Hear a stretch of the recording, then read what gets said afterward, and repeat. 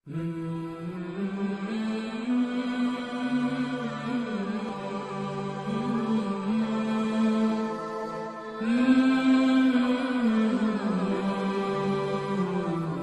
اللہ الرحمن الرحیم نحمدہ و نصلی علی رسولہ الکریم۔ تو سوال آیا ہے کیا رات کے وقت قربانی کرنا جائز ہے؟ تو اس سے یہ بھی نکلتا ہے کہ قربانی کن کن اوقات میں بندہ کر سکتا ہے، کب نہیں کر سکتا، کب سے لے کر کب تک جو ہے نا وہ بندہ قربانی کر سکتا ہے۔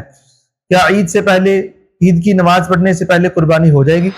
یہ سارے سوالات اس کے اندر آتے ہیں۔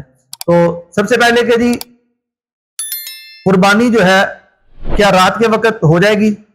تو عید والے دن 10 ذی الحجہ کی عید کی نماز کے بعد سے لے کر، اگر تو شہر میں ہے اور اگر دیہات میں ہے جہاں پر عید کی نماز ان پر واجب نہیں ہے تو صبح صادق کے بعد سے لے کر تیسرے دن جو عید کا دوسرا دن، عید کا تیسرا دن غروب آفتاب سے پہلے پہلے آپ کسی بھی وقت میں قربانی کر سکتے ہیں، چاہے دن ہو، رات کے 12 بج رہے ہوں، 1 بج رہا ہو، 3 بج رہے ہوں، کسی بھی وقت قربانی کی جا سکتی ہے۔ ہاں یہ ضرور بات یاد رکھیں کہ جو جہاں پر قربانی کی جا رہی ہو، ذبح کیا جا رہا ہو، وہاں پر اگر رات کو ذبح کر رہے ہیں تو وہاں پر پراپر لائٹنگ ہونی چاہیے تاکہ ایسا نہ ہو کہ جی کوئی رگ کٹنے والی رہ جائے۔ آج کل تو موبائل ہر ایک کے پاس ہے، وہ موبائل کی روشنی میں بھی جو ہے نا وہ بندہ دیکھ سکتا ہے کہ جی جو تینوں چاروں رگیں ہیں وہ کٹ گئی ہیں کہ نہیں کٹی۔